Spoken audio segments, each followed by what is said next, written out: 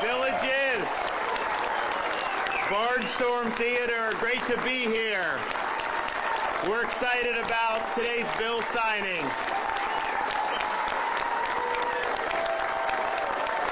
We're also excited to be standing up for freedom. Did you see?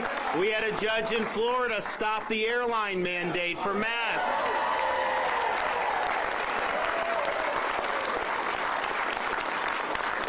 Well, thank you. You all please have a seat. It's wonderful to be here. We are very happy that finally we have judicial relief for that unscientific mask mandate on airplanes. They've treated these flight attendants horribly for so long, the passengers horribly. It's caused huge problems with just behavior because it really messes with people.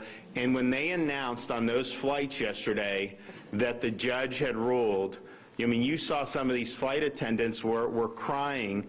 They were so happy. People were so relieved. And so, you know, we filed a suit against this right before it was supposed to expire. And I think because Florida filed the suit, Biden extended it just because he doesn't want to give us a win. But by him extending it, it did allow this judge in Middle Florida to be able to rule. And so our view is very simple, zero mandates of any kind, okay? That's just what we have to have.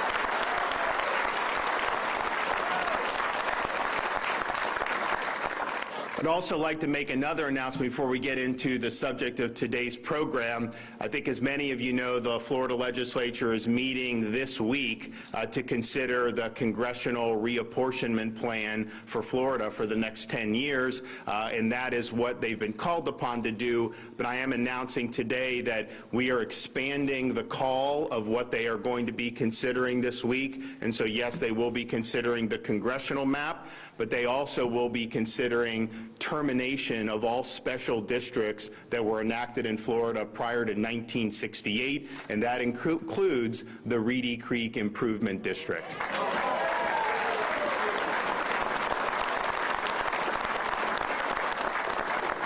And I want to thank Speaker Sprowls and Senator Simpson for not only working, obviously, for the reapportionment, but for stepping up and making sure that we make the sunset or the termination on those special districts happen, which I think is very important. And I do want to recognize everyone that's joining us here today. We do have Speaker Sprowls and Senator Simpson. We have the bill sponsors of our higher ed reform bill, Senator Manny Diaz from Miami and Representative Amber Mariano from Pasco County.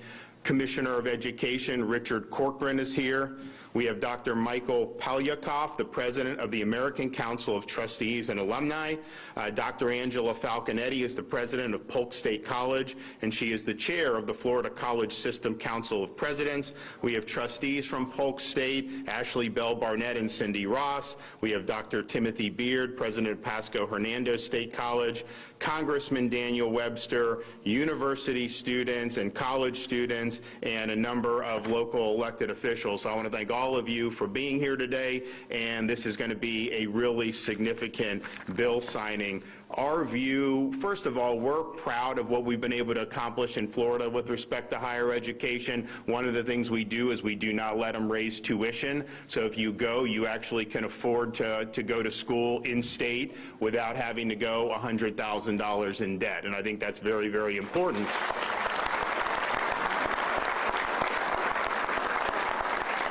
It's very important because you have some of these kids have been told, like, you have to get this magic piece of paper, otherwise you can't possibly succeed in life. And so what that has led is for students to go very deep into debt. And look, if you get an engineering degree from MIT, you're probably going to be okay dealing with that debt. But if you end up at some fourth-tier college and do zombie studies and end up with 5 years, 6 years, and $100,000, $150,000 in debt, that's a big millstone around your neck. neck and you're not able to, I think, realize your dreams the way you should. But people were told that you needed to do whatever you can to get that. So we believe it needs to be affordable. We also believe that there are a lot of non-university pathways that are very effective. And so we've done a lot to support career education, skills-based education. You look, Walmart's paying $110,000 for new truck drivers. You look at what they're doing with HVAC and electrical. And so in Florida high schools, we've expanded apprenticeships.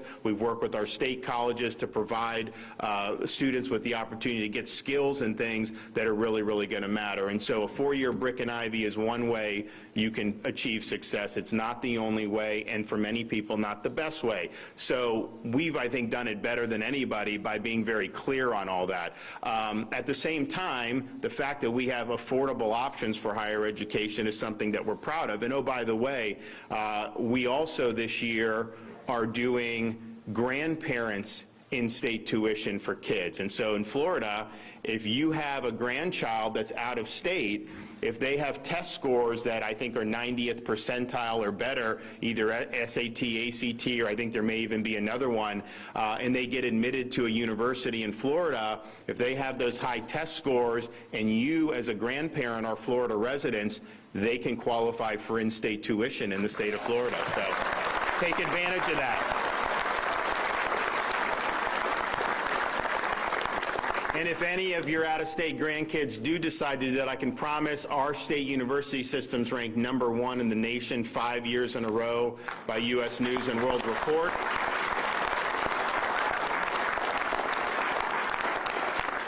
We have University of Florida is ranked #5 amongst public universities in the entire country, and many of our other universities have improved dramatically. So we're proud of that, and so I can promise we're going to keep that going. I can't promise that we're going to have winning football seasons yet. We used to have that. It wasn't even a question. I think we have some good prospects going forward across the state, and we're looking forward to doing that. But it used to be that, you came to one of these schools, Florida State, Florida, you'd be able to watch some good stuff. But I think they're doing better on that, so we're proud of that. So take advantage of that. Now, what we're doing today is really making sure that, yes, higher education is important, but it needs to be accountable. We need to have good curriculum. We need to make sure the faculty are held accountable and that they don't just have tenure forever without having any type of ways to hold them accountable or evaluate what they're doing. So this is what I think the bill does. I think it's done a lot of really important things, and it's all about trying to make these institutions more in line with what the state's priorities are, and quite frankly, the priorities of parents throughout the state of Florida. So what the bill today is going to do is it's going to end this accreditation monopoly. The role that these accreditation agencies play, I don't even know where they come from. I mean, they basically are just effectively self-anointed. They have an inordinate amount of power to shape what is going on at these universities. And so what the bill does here is it requires diversity with the accreditations. You can't just keep going to the same accreditor. I think that's something that's going to be very, very significant. The other thing it does is it reforms tenure. So now with tenure, you have a 5-year review. Every 5 years, you go in front of the Board of Trustees.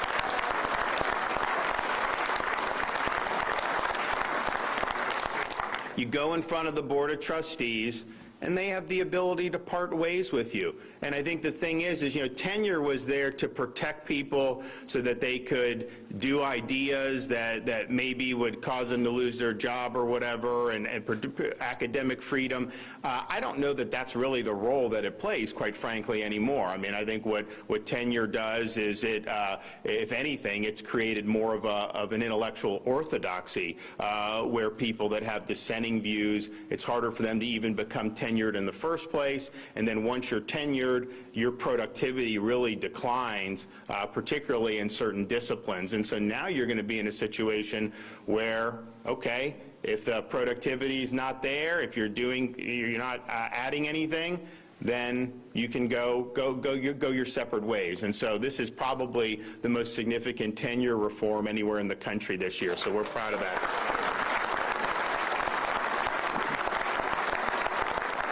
The third thing it does is it ensures transparency in how the curriculum is developed. If you look at some of these courses, you go to some universities, if you want to take a survey course on like the Founding Fathers, it's hard to find that. But they have all these other esoteric subjects that are really just very politicized courses, politicized majors that certainly aren't really doing very much to prepare people to be in the real world. And so this is going to provide curriculum into the course catalogs, how all these courses are developed and proposed, and then the Board of Governors in Florida, the Board of Trustees at each individual university, they're going to be able to make sure that, you know, to fulfill core requirements, it has to actually be courses with academic integrity. It's not going to be some of these courses that they're basically just using to smuggle in ideology and politics. And so the more that we focus on academic rigor and we trim the fat on a lot of this other stuff that has kind of seeped into the universities over the years, the better we're going to be, and the better, quite frankly, our students are going to be. And although this doesn't apply to this bill, it's the same goes for K through 12. You know, we just had a review, and Commissioner Corcoran can talk about it, with the math textbooks for K through 12. And there's a movement to say, you know, math should be not about getting the right answer, but more about social and emotional response and all that. And I'll tell you this, it is absolutely gaining a foothold across this country. We said we're not doing that in Florida.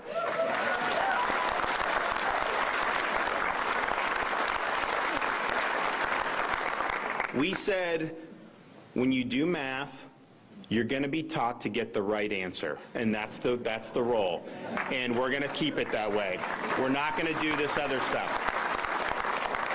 But here, so if, as you see, other jurisdictions will probably move to a more sociological or politicized version of even things like math. Florida is going to be sticking with the basics. We're going to be sticking with what works. And I guarantee you 5-10 years down the road, you know, you're going to see Florida students do much better on things like the SAT math and all these other things, because, you know, at the end of the day, you know, it doesn't matter how you feel about a math problem. It matters about whether you can solve the math problem. And that's what we have to do.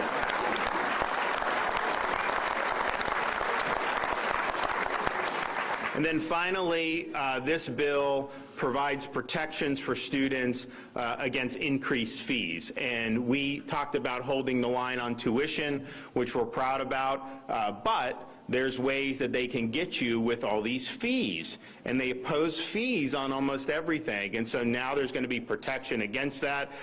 They're going to have to basically surmount a pretty high hurdle to be able to do that. And so when you're trying to budget for what the tuition is and the room and board, you kind of look at that, and then if there's all these other fees, well, that could be pretty significant if it's not kept in check. So we're doing that today, and we're holding it in check. So I think if you look at what anyone in the country is doing, we've done more for higher ed reform with this bill than just about anybody, and so we're proud of doing that. I think it's going to continue. When you have good things that we've been able to accomplish with higher ed, we're happy about that, but we also know, you know, you can't rest on that, and you got to always make sure that you're getting out in front and dealing with things that need to be dealt with. And I think that that's what the legislature did when they passed this bill, and I will sign it in 1 minute, but before I do that, we are going to hear from other people. So I would like to bring up the leaders in both the House and Senate. So we'll start with Speaker Chris Sprowls, and then we'll bring up Senate President Wilton Simpson.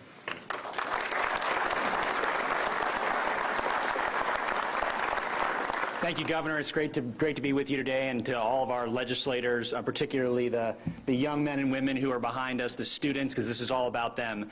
You know, before we talked about the bill, just briefly, I want to say, you know, there are some governors, there are some political leaders who talk about being a fighter, and then there's Ron DeSantis, who actually is a fighter for Florida.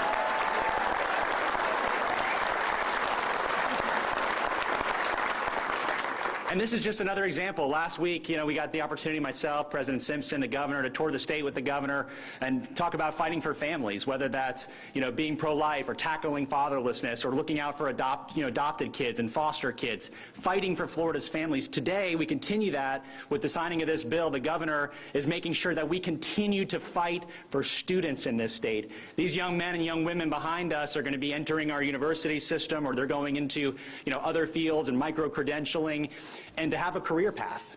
But what's waiting for them? That's what this bill is about. Are they going to walk into a university system that's more about indoctrination than it is about getting a job someday and learning the skills necessary and the subject matter necessary to get a job? Or is it about some sort of radical political agenda that a particular professor who's been told they get a lifetime job is going to tell them they have to believe to get an A in their class? But luckily, we have a governor and a legislature that doesn't believe that, which is why after the signing of this bill, they're going to walk into a university that not only says it's a priority, that you don't have to leverage your future, your financial future, to go to school here in the state of Florida, because we want you to be prosperous.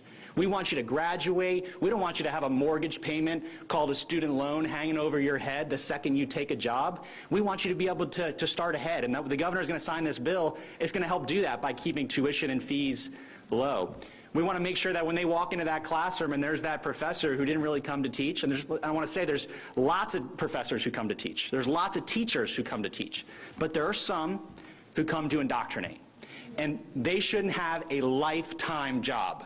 They shouldn't get a lifetime job here in the state of Florida. So this post-tenure review, every 5 years, they're going to have to stand in front of their colleagues and justify what it is they're teaching.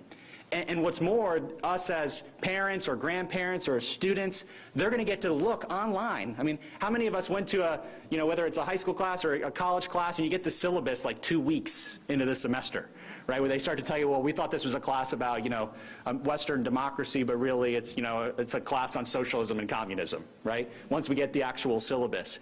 We're going to know that in advance, because there's going to be radical transparency. That's right.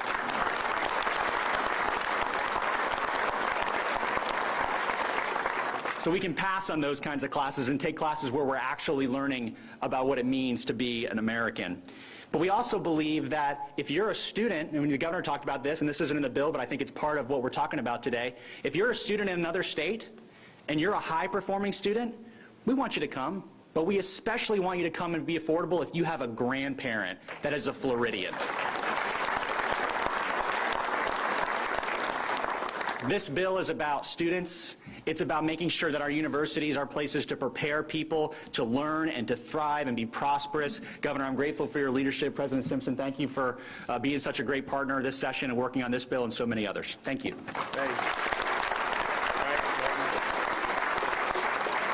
Yes, and I'd like to thank the governor also and the speaker for the work we've done this year on this bill. I think both of them have hit very well the highlights of the bill. 10 years ago, when I first ran for office, I ran for the Senate.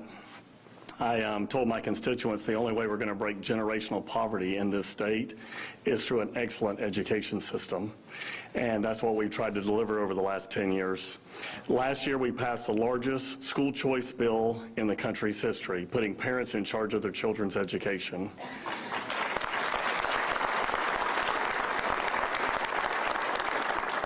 Florida is a destination for education-minded families. We have families moving here because of the system that we put in place. Our universities and colleges have been ranked #1 for the last 5 years in a row, as the governor said, by World News Report, and our K-12 system is ranked in the top 3 by many accounts. I believe we're going to continue to improve upon our K-12 system because of the historic funding that we've put in that system, not only this year but in previous years. This year we put $800 million specifically for teachers' raises to make sure we hire the best and brightest out of college and to be able to reward our veteran teachers. I think that's very important continuation.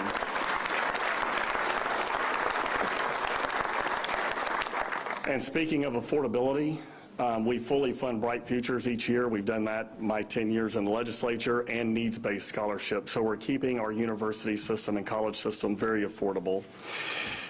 All of this, what happens in Florida?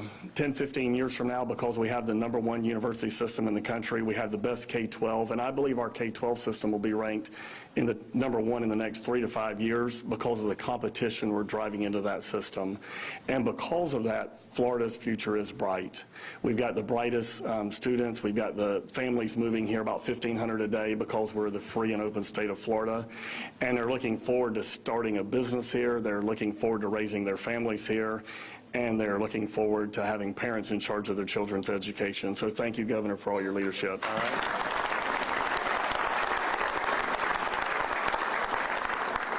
Okay, Dr. Michael Palyakov.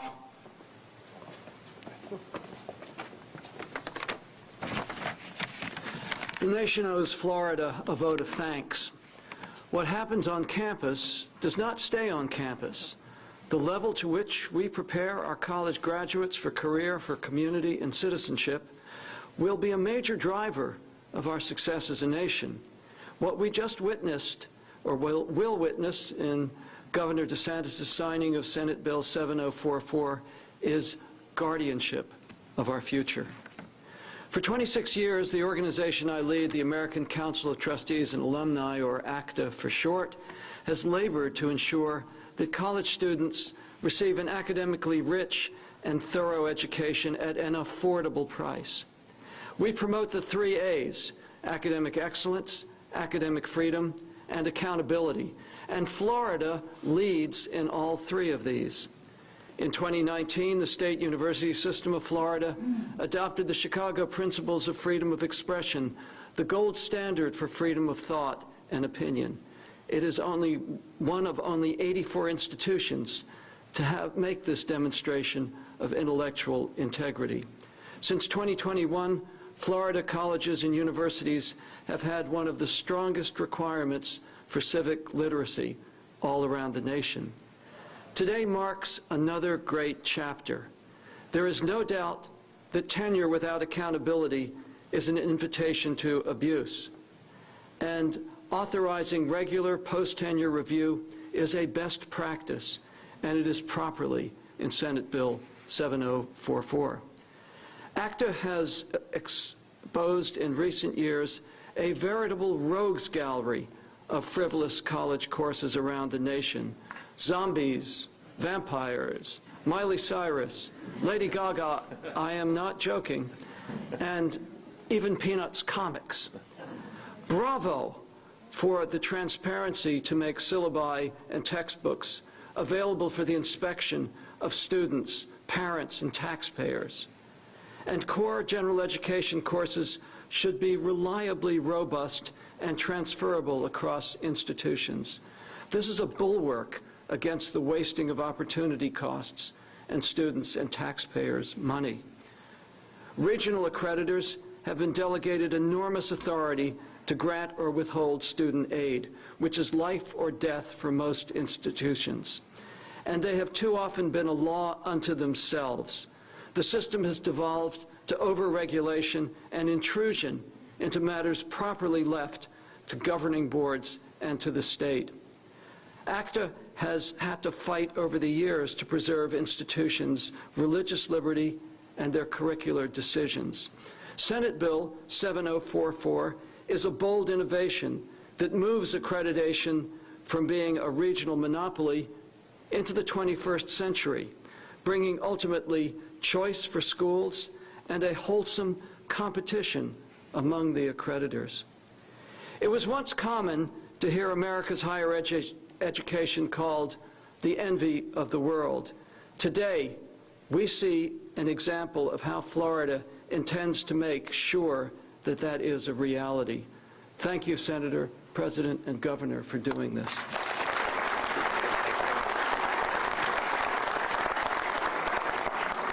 Okay, Brian Holloway.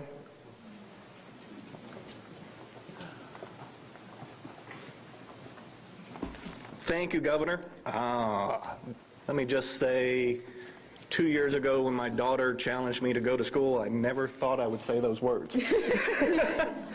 I stand before you 45 years old. I am actually a student. Contrary to popular belief, even at the college that I attend, I am a student. I accepted a challenge from my daughter a couple of years ago. She said she was going to go to nursing school here in Florida only if I stayed in Florida and went to school. Luckily, because of rules in place in the state and the tuition costs, I'm able to, accepted that challenge. To be able to thrive in that challenge, I graduated with my AA with highest honors back in December of 2020. And thank you. And I'm continuing to do that for my bachelor's. But the two people beside me, first there's Kelsey. She's the one who did the challenge to me. And then we decided why not make it more of a family affair, and we dragged my next daughter this last year, Juliet, to the college, and here we are. So thank you.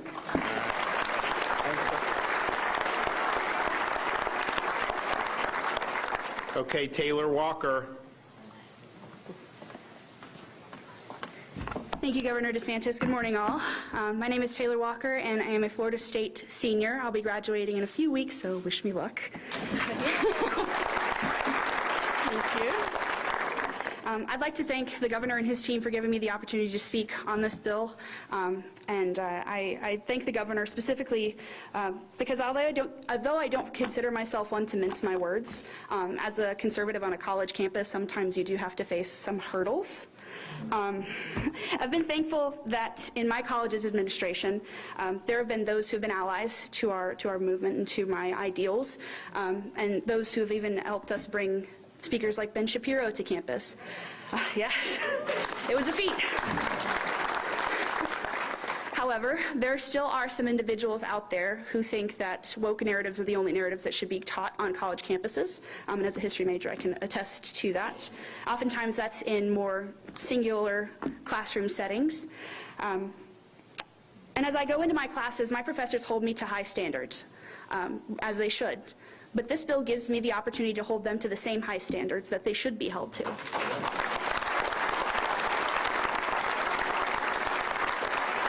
You know, I'm a first-generation college student. Myself and my parents worked very hard to get the opportunities that I have today. And if we're paying an institution to guide me in expanding my mind, should we not be able to hold that institution accountable? Yes. Additionally, as someone who will be graduating soon with her degree in history, I must applaud this administration for their commitment to preserving facts. Our governor and these legislators have shown that they're willing to fight for Florida kids to hear the truth, whether they're in kindergarten or college. When so many in this world, especially in academia, will put their own biased agendas over excellence, it's refreshing to see a government that applies standards to mitigate injustice. This, like many others in the session, is an excellent bill, and I'm proud to both live and study in sweet Florida.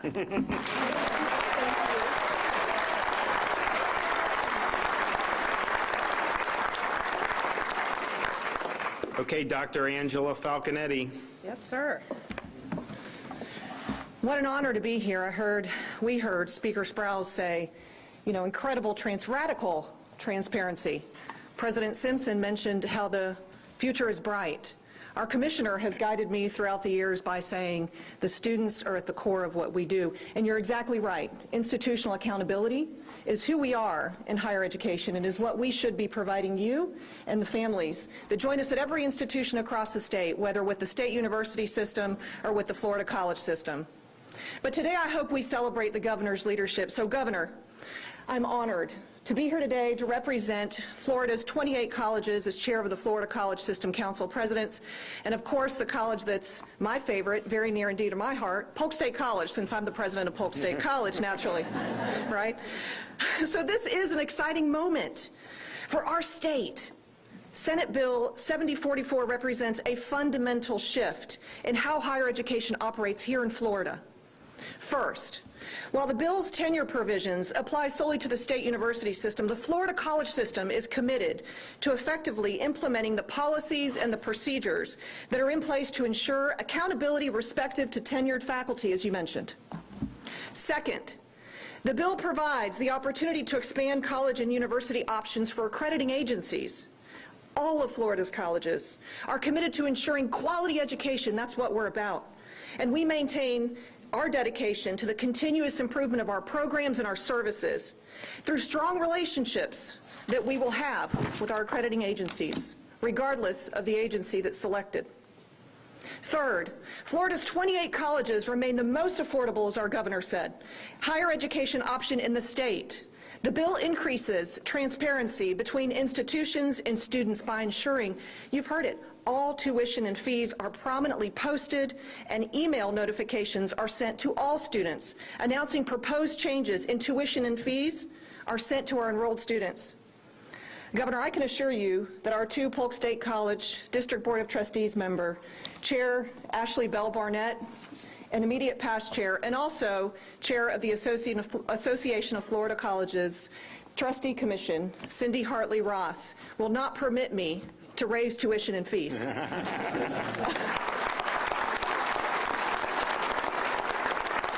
We are committed as a system to keeping costs low. Fourth and last, although our 2+2 articulation policy is already a national model, we know that not all students transfer seamlessly to state universities. Empowering the Department of Education to evaluate the transparency and implementation of our articulation systems will benefit students in saving money, time, and ultimately becoming strong members of our workforce right here in our state. The students who are here with us today represent simply a few of the 650,000 students comprising the Florida college system, and I would be remiss if I didn't thank all of our students, but also those that are here from Polk State College, bussed in straight from Polk County this morning to be here with you today, Governor.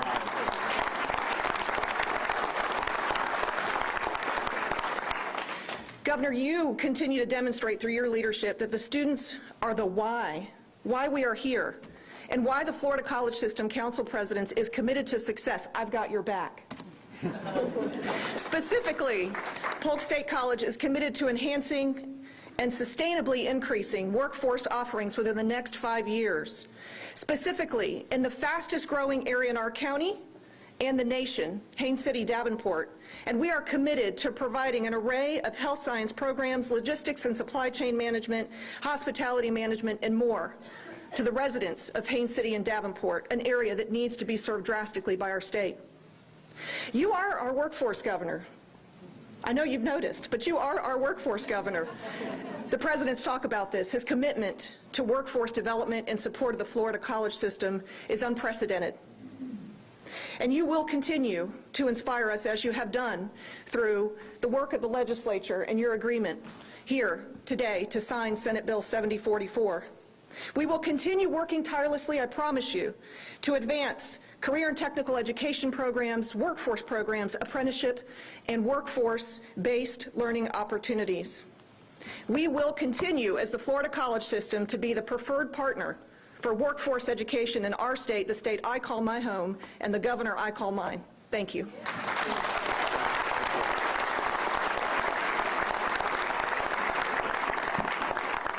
Commissioner of Education, Richard Corcoran. Thanks, Governor. Thank you. It's an honor to be with you. I took this job going back 3.5 years. He just got elected governor, and he said to me, he goes, hey, I want you to come take a ride with me and be the education commissioner. I didn't know that as soon as I got in the car and shut the door, it was like, boom, there was straight down the highway. Every day, a new announcement, a new bold move.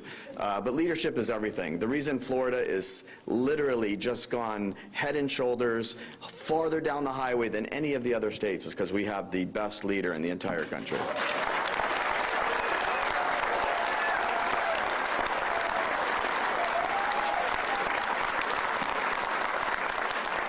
And of course, being the education commissioner, I'm partial to the education agenda. But what's been accomplished, and honestly, thanks to President Simpson, Speaker Sprouse, but the leadership of this governor, what we've accomplished in education is staggering. And this bill is just another example. What he said, I remember being at his inaugural and listening to his inaugural speech, and he said that what we're going to do in education is we are going to put students front and center. Their health, their well-being, their education, that's going to be our entire focus. And today, you see see it, whether it's tuition increases, whether it's transparency in their courses, whether it's taking the absolute infiltration of indoctrination, which is, I know this sounds a little bit harsh, but the indoctrination, you mentioned it, the textbooks that we just went through, and it's a math textbook. You're trying to teach 2 + 2 = 4, and it's like this whole hidden agenda of indoctrination to his point that, I don't care how you feel when you're doing the problem, just be able to solve it.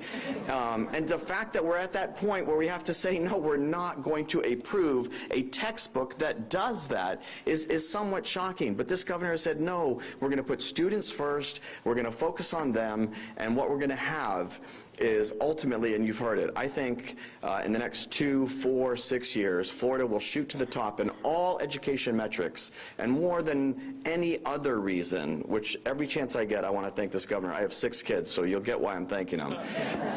And I have 2 in colleges, and the 2 in colleges are say to me, and they'll tell me something that the professor said, and I'll say, that's just like the most liberal, unfactual diatribe. Why don't you say something? And they literally say, I want to get a good grade. It's like that's a horrible institution. That's not free speech. That's not the beauty of an academic learning environment. But the one thing I do want to say before I finish is this governor, what separates Florida more than any other reason is when we had the greatest crisis affect this country, arguably domestically, in COVID, this governor said, when it comes to our school children, we are going to ensure that every single one of them has a seat in a classroom on day 1. And that has been a game changer.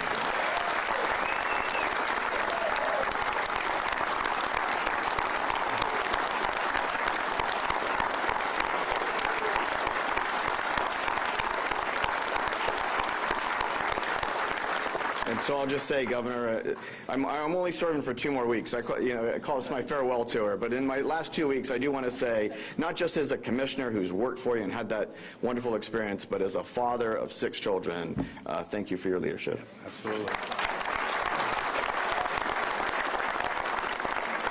Okay, well, I'm going to make it official right now, so let's get it done.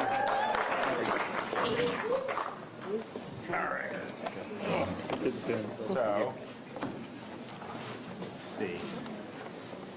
Today is, what's today? April what? 19th? Man. Time flies when you're having fun. Okay. Well, every day is a great day in the village.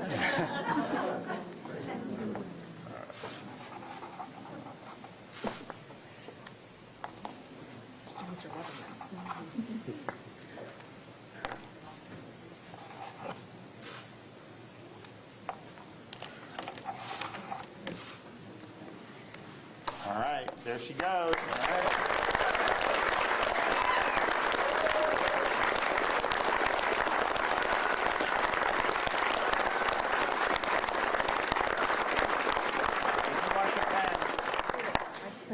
Anyone else?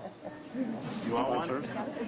Yeah, Amber. Okay, I got 2 more for the kids. There they are. Are you going to pass it out? So. Yes, sir. Well, we're excited about this. I think this is the transparency and accountability is absolutely key, and we're going to make sure that our higher institutions of higher education are committed to excellence, not ideology. And if we're able to do that, we're going to be even better than we have been, and we've been pretty doggone good over the last many years. I also just want to note over the Easter weekend, it developed at the end of last week and then through, where you have Elon Musk who offered to buy Twitter for like a 20% premium. And when you're, yes.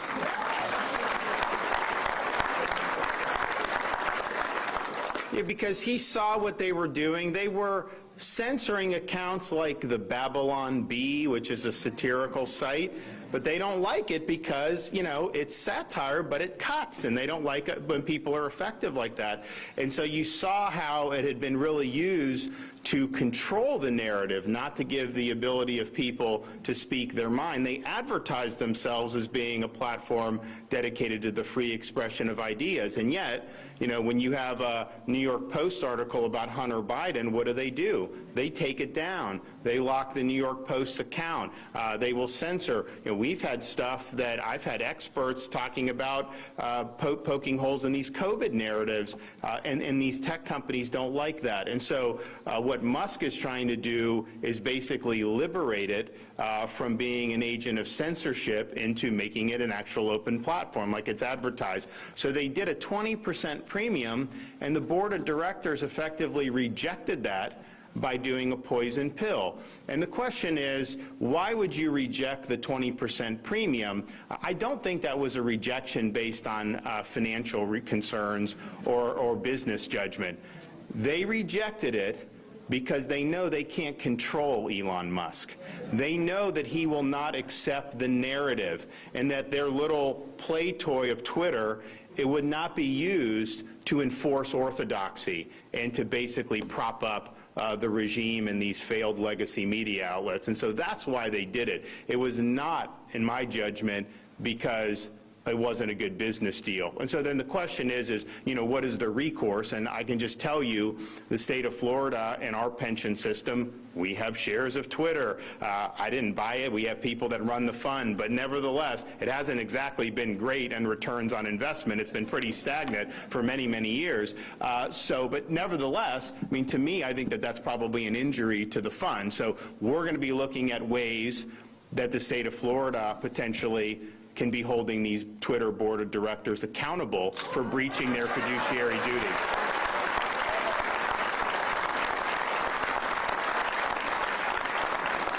So stay tuned on that. Okay, we have any questions from anybody? We got anyone in the gallery? Yes, ma'am.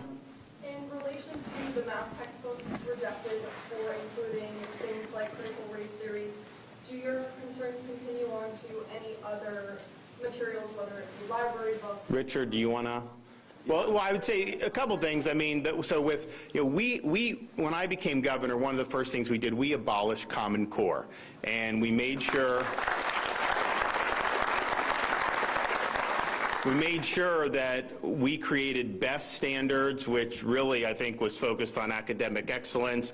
And so there are certain things that, to be acceptable for use in Florida, you have to be consistent with those standards. And so if a book does the Common Core math, then that would obviously be inconsistent with the standards.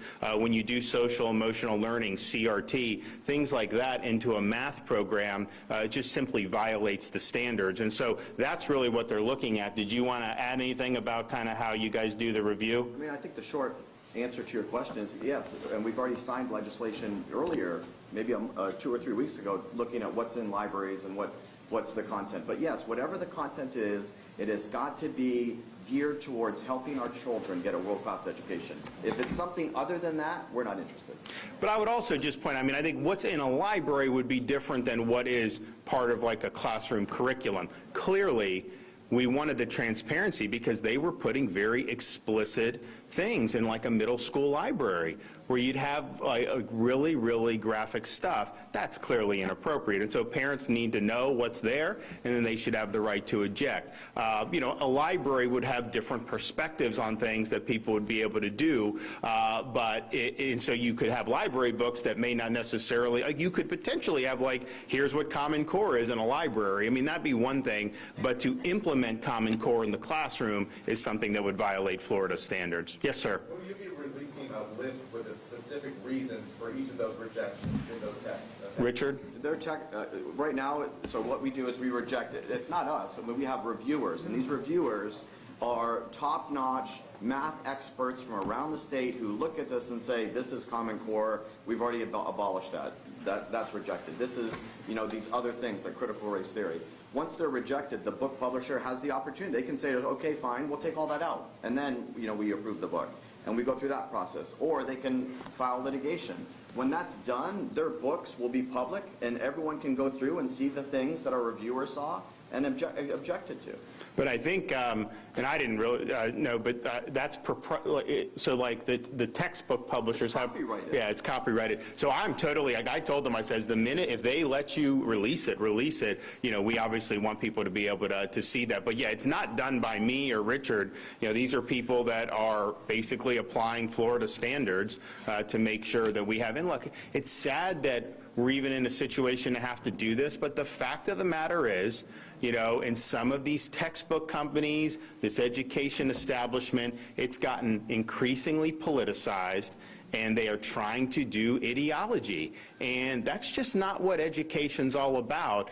You see it in a lot of universities, of course, but, you know, but we do see it. And that debate over parents' rights was very instructive. You know, you saw curriculum geared towards very, very young kids talking about transgender and things like that. That would not have happened even probably 5 or 6 years ago. And so there is an effort to do this, and I think what parents in Florida want to know is, you know, can I send my kid to be educated, or am I basically sending them to get indoctrinated with whatever, you know, some of these people in the education establishment from up on high do? And they are pushing this down to schools so that, you know, if a teacher gets this book, I mean, they feel like they got to teach to it if it's got some of this stuff, but a lot of the teachers don't want to do that anyways. They want to focus on the core academic matters that really do. So I think the more that our school system is focused on the basics, you know, academic excellence, the core subjects, the math, the reading, the English, the science, all that stuff, if we're focused on that, and all these other states are focused on all this other extraneous stuff, our students are going to perform better than those students will. There's just no doubt in my mind.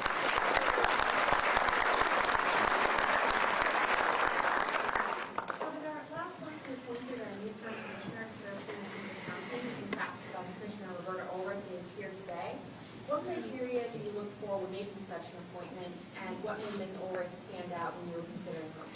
So when you have some of these local appointments, you know, we really look to people in the community who are respected to recommend people that could serve. And so in this case, you had a lot of great recommendations from a lot of great people in the community. You know, I've got a lot on my plate. I don't necessarily know the agenda on every county commission throughout the state of Florida. That's just the nature of it. And so, you know, you work, you know, you do the vetting, but we really rely on leaders in the community to provide people who could potentially do it. And fortunately for most of these positions, you know, we'll get a handful of people that'll be recommended, and we usually are able to make good appointments. Yes, ma'am. Hi, Governor DeSantis. Thank you so much for being here today. I just want to thank you for all the great work that you're doing for the state of Florida and the people of Florida. My name is Laura Loomer. I'm a candidate here in highlight on something that you said about Twitter. You mentioned that the state of Florida has shares within Twitter. And given the fact that Twitter is, you know, violating and disrespecting your calls for not interfering in Florida elections, they're interfering in our elections. I'm a candidate here in Florida. I can't even have a Twitter. I can't even have a campaign Facebook, which means the people here in this room are having their rights violated. They are legally interfering in our elections. Would you commit to today just completely divesting and selling all the shares that Florida owns in Twitter stock, since they are violating and interfering in our elections here in the state of Florida? Well, if we did that, we would not have standing to hold the board of directors accountable. And so if that's a viable litigation strategy, you know, I think that gives us standing to do it. You know, we have not, as a matter of course, gotten involved in these investment decisions. You know, our state pension fund is one of the top 10 in the country. It's been well run. People make these decisions. Now, there are from time to time where the legislature will come and do things like about companies that boycott, divest, sanction Israel, for example. So Airbnb did that before I became governor. As soon as I came in, we put them on the list. They reversed their policy. We did the same with Unilever, Ben & Jerry's, right? And so the issue is, okay, what do you do from a statutory perspective to channel your investments in a way that make the most sense? I mean, for me, I think some of these big tech companies clearly have been problematic. I think some of the investments where you look at like the Communist Party of China and what they've been involved in, not just like state-owned stuff, but these other companies where there'll be Chinese backing. Yet you got to kind of peel back the layers. So we're going to look at all that in terms of what can we do statutorily to say, you know, here's where we don't want to go for investments. But I think certainly in the near term, the fact that they did have this in the pension fund, that gives us an ability to potentially get some relief. And that's the thing. When you're in a situation like this, if the board is acting in ways that are breaching their fiduciary duty, if they're doing it for reasons of power and politics and basically to serve as a suppression arm of the government, well, then you're in a situation where, you know, you need some accountability there. Because first of all, that's not free market capitalism when you have that, okay? That's a ruling junta that's using their policies to try to marginalize people that disagree with them. And that's not what we want.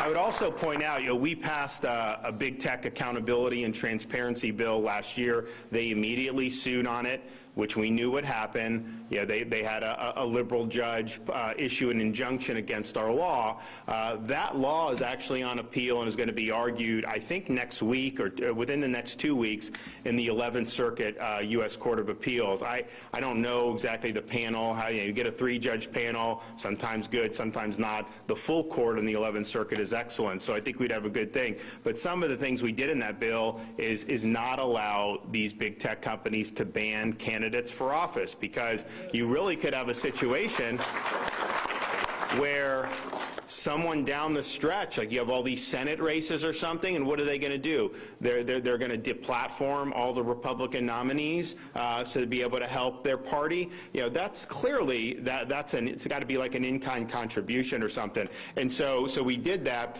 We also gave individual Floridians the ability to use Florida's Unfair and Deceptive Trade Practices Act to sue big tech if they're censored or deplatformed. And the theory is simple. They advertise as being open platforms. They advertise as you being able to express yourself and communicate with other people, and yet their censorship decisions and deplatforming decisions are based on viewpoint discrimination. They are trying to marginalize people that dissent from the narrative, people that will go against the narrative and go against their worldview. And so that's a consumer fraud, basically, because they're making a lot of money off the data that they get from you. I can tell you that right now. And so to be able to do that. So look, we'll see how the argument goes, but this will be, if we're able to get a positive ruling, have been the first state in the country to do anything to hold big tech accountable. And so that's really the direction we need to go.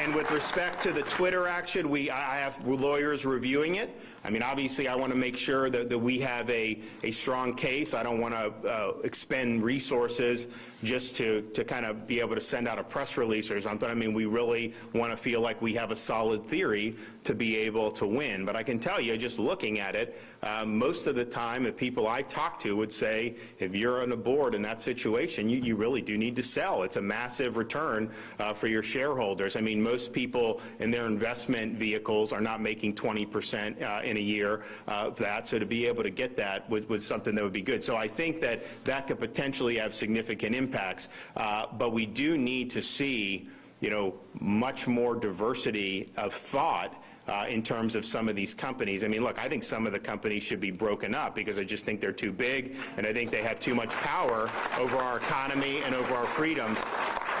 But that would require Congress. That requires a lot for that to happen. But in the meantime, if you have somebody like Elon Musk who is doing this, and you notice the people that are the most hostile to Musk are people from like these legacy media outlets like Washington Post and CNN and all these places. Nobody trusts these people anymore. I tell you, they lie every single day, and so we all know that. And so, but they're saying like, oh, this is so bad. It's bad for democracy because Musk believes in free speech. And I'm just thinking to myself, are you kidding me? But that is what they believe. Their view is that they should be able to control the discourse. They should be able to control what you hear and think. They should be able to impose a narrative on our society, and Elon Musk represents a threat to that. And quite frankly, he represents a threat to their power. But all he's doing is wanting to liberate the platform so that people are able to converse and are able to really hold some of these people accountable for their lies. And so I think that that's a positive thing that he's trying to do. I hope the deal ends up going through. It seems like it's probably not. And so we're going to look at our options, because I think these are really significant issues. I mean, if you have to have a free society where we're governing ourselves, you really need to have people be able to stand up and speak the truth. And the fact of the matter is, when you've had a lot of these big institutions, from media to tech, that have really been corrupted by ideology, they don't want you speaking the truth. When you speak the truth, that really threatens, their position, and it threatens their power. So they're going to come after you, and they're going to use the tools that they have at their disposal to do it. That may mean shutting you up. That may mean kicking you off the platform. It really means it could be anything. And so we just have to understand that that's kind of where the battle lines are drawn, and make sure that we're on the side of a free society. And so that's what we're doing in Florida. I think we're going to watch this argument very carefully that we have in the 11th Circuit. When we propose this, people say, oh, you can't touch big tech. Look, I think we're going to win on some of these key points in the law, which I think will be really, really monumental for this country and this society. So stay tuned on what we're able to do in the Twitter situation. I want to make sure that we have a viable path forward. I'm not just going to do it if it's not going to be something that has a chance of success. But somebody's got to start speaking out against this stuff, and we're going to do that. Thanks, everybody. Thank you.